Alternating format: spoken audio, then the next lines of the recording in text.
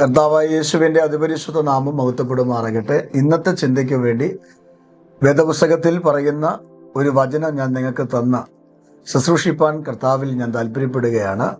കഴിഞ്ഞ ദിവസങ്ങളെല്ലാം ദൈവം നമ്മളെ അനുഗ്രഹിക്കുവാനും നമ്മളെ വചനത്തിൽ കൂടെയും സാക്ഷ്യങ്ങളിൽ കൂടെയും നമ്മെ ശക്തീകരിക്കുവാനും ദൈവം നമുക്ക് അവസരങ്ങൾ നൽകി.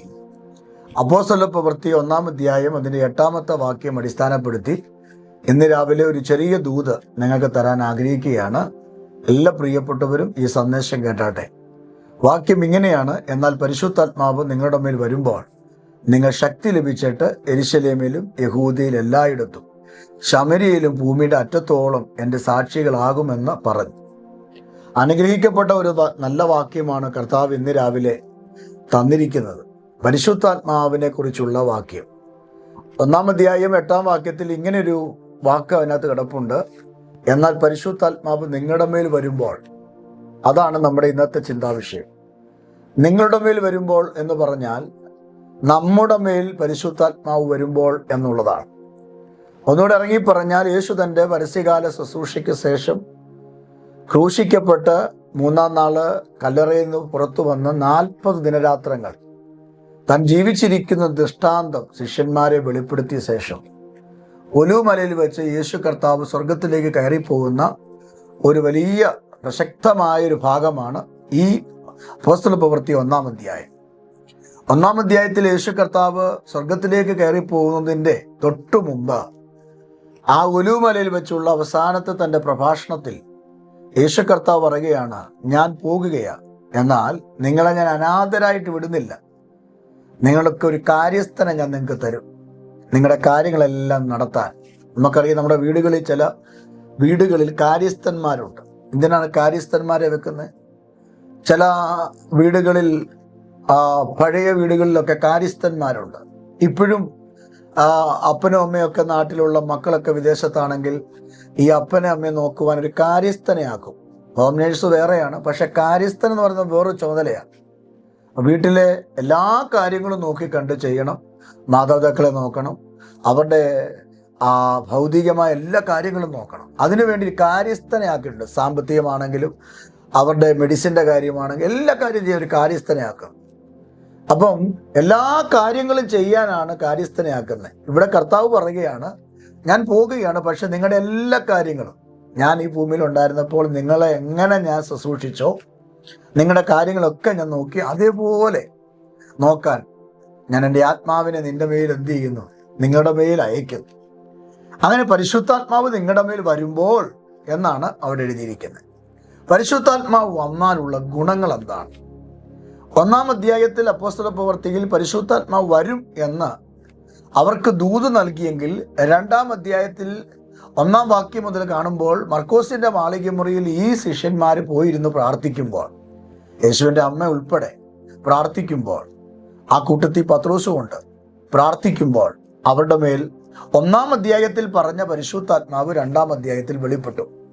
അവിടെ ഇങ്ങനെയാണ് കാണുന്നത്: പെന്തക്കോസ്ത് നാൾ വന്നപ്പോൾ എല്ലാവരും ഒരു സ്ഥലത്ത് ഒരുമിച്ച് കൂടിയിരുന്നു. പെട്ടെന്ന് കൊടിയ കാറ്റടിക്കുന്ന പോലെ ആകാശത്തൊരു മുഴക്കമുണ്ടായി.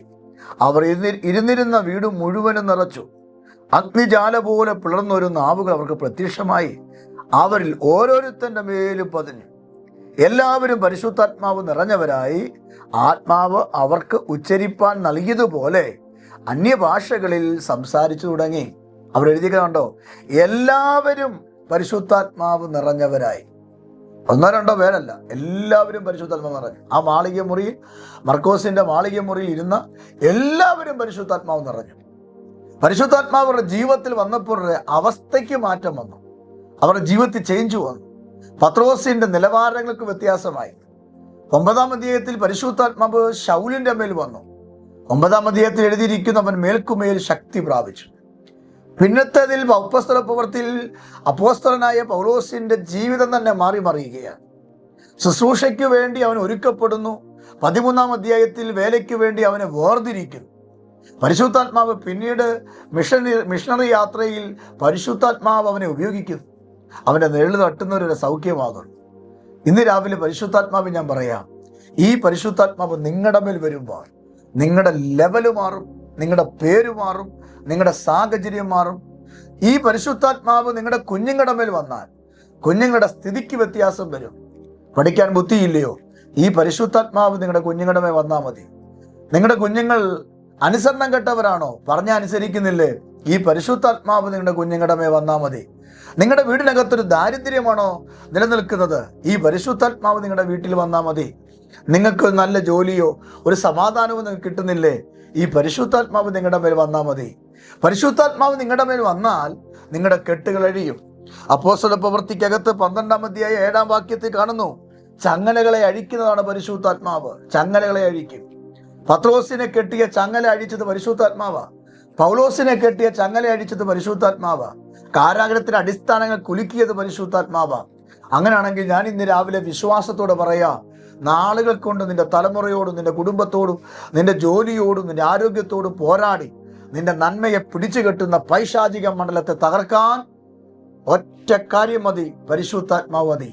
അങ്ങനെയാണെങ്കിൽ അപ്പോസ്തല പ്രവൃത്തിക്കകത്ത് വൈദ്യനായിരിക്കുന്ന ലൂക്കോസ് ഇങ്ങനെ പറയുകയാണ്, എന്നാൽ പരിശുദ്ധാത്മാവ് നിങ്ങളുടെ മേൽ വരുമ്പോൾ എന്ന് യേശു പറഞ്ഞ വാക്കിനെ അവിടെ എഴുതി വച്ചിട്ടുണ്ടെങ്കിൽ, ഇന്ന് രാവിലെ എന്നെ കേൾക്കുന്ന എൻ്റെ മാതാപിതാക്കളെ, പരിശുദ്ധാത്മാവ് നിങ്ങളുടെ മേൽ വരാൻ നിങ്ങൾ ആഗ്രഹിക്കൂ. പരിശുദ്ധാത്മാവിനാൽ നിറയാൻ നിങ്ങൾ ആഗ്രഹിക്കൂ. ഒന്നുമില്ലാത്ത എന്നെ, ഒരു കഴിവില്ലാത്ത എന്നെ ദൈവം ഇത്രത്തോളം അനുഗ്രഹിച്ചത് ഈ പരിശുദ്ധാത്മാവാണ് പ്രിയരെ. അനർത്ഥങ്ങളിൽ നിന്നും കഷ്ടങ്ങളിൽ നിന്നും ആപത്തുകളിൽ നിന്നും രോഗങ്ങളിൽ നിന്നും ബുദ്ധിമുട്ടുകളിൽ നിന്നും ഇവിടെ വരെ കൊണ്ടുവന്ന് നിർത്തിയത് ഈ പരിശുദ്ധാത്മാവ് പ്രിയരെ. അങ്ങനെയെങ്കിൽ പരിശുദ്ധാത്മാവ് നിങ്ങളുടെ മേൽ വരുമ്പോൾ നിങ്ങളുടെ അവസ്ഥയ്ക്ക് മാറ്റം വരികയാ, നിങ്ങളെ ആള് മാറ്റുകയാ. ശിംശോന്റെ മേൽ ഈ ആത്മാവ് വന്നപ്പോൾ ആള് മാറിയതുപോലെ, ഏലിയാവിന്റെ മേൽ ഈ ആത്മാവ് വന്നപ്പോൾ ആളു മാറിയതുപോലെ, പൗലോസിന്റെ മേൽ ഈ ആത്മാവ് വന്നപ്പോൾ ആളു മാറിയതുപോലെ നിങ്ങളുടെ ജീവിതത്തിൽ ഈ പരിശുദ്ധാത്മാവിന്റെ ഒരു സാന്നിധ്യം വന്നു കഴിഞ്ഞാൽ നിങ്ങൾ ആളു മാറും, നിങ്ങളുടെ സ്ഥിതി മാറും, നിങ്ങളുടെ കണ്ണുനീര് കർത്താവ് തുടയ്ക്കും. ഈ പരിശുദ്ധാത്മാവ് നിങ്ങളെ സകല സത്യത്തിലും വഴി നടത്തും. പരിശുദ്ധാത്മാവ് എന്തിനാ? ബഹളം വെക്കാനല്ല, പാട്ടുപാടി കഴിയുമ്പോൾ 2 അന്യഭാഷ പറയാനല്ല പരിശുദ്ധാത്മാവ്. സകല സത്യത്തിലും നിങ്ങളെ വഴി നടത്താൻ, സുബോധത്തിന്റെ ആത്മാവെന്ന നിങ്ങളെ ബോധം വരുത്താൻ, സുബോധം തരാൻ, എങ്ങനെ ജീവിക്കണം, എങ്ങനെ സംസാരിക്കണം, എങ്ങനെ ഇടപെടണം, ഇതിനെക്കുറിച്ച് ജ്ഞാനം തരുന്ന പരിശുദ്ധാത്മാവാണ്. പ്രിയരേ, പരിശുദ്ധാത്മാവിന്റെ ശക്തി നിങ്ങൾ തിരിച്ചറിയുമ്പോൾ, അത് നിങ്ങളുടെ ശരീരത്തിലേക്ക് വരുമ്പോൾ, ഞാൻ ഇന്ന് രാവിലെ ഗ്യാരണ്ടിയോട് പറയാം, പിന്നെ വേറൊരു ആത്മാവിന് നിങ്ങളുടെ മേൽ അധികാരമില്ല. കാരണം പൗലോസ് ഇങ്ങനെ പറയുന്നു, പരിശുദ്ധാത്മാവെന്ന അച്ചാരം കൊണ്ട് എന്നെ മുദ്ര ചെയ്തിരിക്കുന്നു എന്ന. ഹല്ലേലൂയ. അപ്പോൾ തന്നെ പൗലോസ് പറഞ്ഞ കാര്യമുണ്ട്, എങ്കിലും ഈ അത്യന്ത ശക്തി ഞങ്ങളുടെ സ്വന്തമല്ല. ഈ പരിശുദ്ധാത്മാവ് നമ്മുടെ സ്വന്തമല്ല. വില കൊടുത്ത് വാങ്ങാൻ പറ്റത്തില്ല, മാർക്കറ്റിൽ കിട്ടത്തില്ല, ഉപദേശിമാർക്കോ അച്ഛന്മാർക്കോ പാസ്റ്റർമാർക്കോ തരാൻ പറ്റത്തില്ല. ഇത് ദൈവത്തിന്റെ ദാനമാണ്. അതുകൊണ്ട് പൗലോസ് പറയുക, ഇത് ദൈവത്തിന്റെ ദാനമാണ്. എങ്കിലും ഈ അത്യന്ത ശക്തി ഞങ്ങളുടെ സ്വന്തമല്ല, ഇത് ദൈവത്തിന്റെ ദാനമാണ്. അപ്പോൾ തന്നെ പൗലോസ് പറയുക, ഇത് ഞങ്ങളുടെ മൺകൂടാരത്തിൽ പകർന്നിരിക്കുന്നു. അപ്പോൾ എൻ്റെ പ്രിയപ്പെട്ടവരെ, പരിശുദ്ധാത്മാവിനെ എവിടെ പകർന്നത്? നമ്മുടെ മൺകൂടാരത്തിലാണ്, കുപ്പിക്കകത്തല്ല, മൂറോനായിട്ടല്ല. നമ്മുടെ ആത്മാവിനെ നമ്മുടെ ശരീരത്തിലാണ് പകരേണ്ടത്. ഇന്ന് രാവിലെ പരിശുദ്ധാത്മാവിന്റെ നിറവിൽ പറയാം, കുറച്ച് ഓയിൽ എടുത്തിട്ട് ആമേൻ ഈ ഒലിവ് ഓയിൽ എടുത്തിട്ട് അത് പരിശുദ്ധാത്മാവെന്ന് പറഞ്ഞ് നിന്റെ തിരുനെറ്റിയിൽ ആമേൻ തേച്ച് തരുന്നത് അല്ല പരിശുദ്ധാത്മാവ്. നീ ചാങ്ങടക്കുമ്പോൾ വെള്ളറങ്ങാൻ നടക്കുമ്പോൾ നിന്റെ ശരീരത്തെ കൊണ്ടുവന്ന് ഒഴിക്കുന്ന അല്ല പരിശുദ്ധാത്മാവ്. അതല്ല പ്രിയരെ പരിശുദ്ധാത്മാവ്. നിങ്ങളുടെ ശരീരത്തിലേക്ക് നേരിട്ട് സ്വർഗത്തിൽ നിന്ന് ഇറങ്ങി വന്ന് നിങ്ങളെ ശക്തീകരിക്കുന്നതാണ് പരിശുദ്ധാത്മാവ്. അതിനെ കുപ്പിക്കകത്ത് വെക്കാൻ പറ്റത്തില്ല, ഒരു പാത്രത്തിൽ വെക്കാൻ പറ്റത്തില്ല. പരിശുദ്ധാത്മാവിനെ അങ്ങനെ നിങ്ങൾ അളക്കരുത്. പരിശുദ്ധാത്മാവ് നിങ്ങളിൽ വരണം. അവിടെ എഴുതിയിരിക്കുന്ന ഇങ്ങനെ, പരിശുദ്ധാത്മാവ് നിങ്ങളുടെ മേൽ വരുമ്പോൾ എന്നാൽ 2-ാം അധ്യായത്തിൽ അവിടെ എഴുതിയിരിക്കുന്ന, അവർ ഓരോരുത്തന്റെ മേലും വന്നു. എങ്ങനെ വന്നു? അഗ്നി നാവോടുകൂടെ വന്നു, തീയോടുകൂടെ വന്നു. തീയോടുകൂടെ വരും. പരിശുദ്ധാത്മാവ് തീയാണ്, ദഹിപ്പിക്കുന്ന അഗ്നിയാണ്. വേദപുസ്തകം പറയുന്നു, ദഹിപ്പിക്കുന്ന അഗ്നിയാണ് പരിശുദ്ധാത്മാവ്. അങ്ങനെയാണെങ്കിൽ നിങ്ങളൊരു വഴിക്ക് പോകുമ്പോൾ നിങ്ങൾക്ക് മുമ്പേ പരിശുദ്ധാത്മാവ് ചലിക്കും. നിങ്ങളൊരു കാര്യം ചെയ്യുമ്പോൾ നിങ്ങൾക്ക് മുമ്പേ പരിശുദ്ധാത്മാവ് ചലിക്കും. നിങ്ങളുടെ കുഞ്ഞുങ്ങൾ സ്കൂളിൽ പോകുമ്പോൾ കോളേജിൽ പോകുമ്പോൾ അവരുടെ മേലെ യഥാർത്ഥ പരിശുദ്ധാത്മാവ് ഉണ്ടെങ്കിൽ ആ പരിശുദ്ധാത്മാവിനെ കവർ ചെയ്യും. അവരെ ഓർത്ത് നിങ്ങൾ നിരാശപ്പെടേണ്ടി വരത്തില്ല, ഭാരപ്പെടേണ്ടി വരത്തില്ല, വഴിതെറ്റത്തില്ല, അനുസരണം കെട്ട് ജീവിക്കത്തില്ല. വഴി തെറ്റി അവർ ദുർമാർഗങ്ങളിലേക്ക് പോകില്ല. കാരണം അവരെ കെയർ ചെയ്യുന്നത്, അവരെ സൂക്ഷിക്കുന്നത് പരിശുദ്ധാത്മാവാണ്. അതുകൊണ്ട് പരിശുദ്ധാത്മാവിന്റെ സാന്നിധ്യം അനുഭവിക്കാത്ത ആരെങ്കിലും എന്നെ കേൾക്കുന്നെങ്കിൽ ഈ ആത്മാവിനെ പ്രാപിച്ചു. ഈ ആത്മാവ് നിങ്ങളുടെ കുഞ്ഞുങ്ങളെ വരാൻ നിങ്ങൾ കരയൂ ദൈവസന്നിധിയിൽ.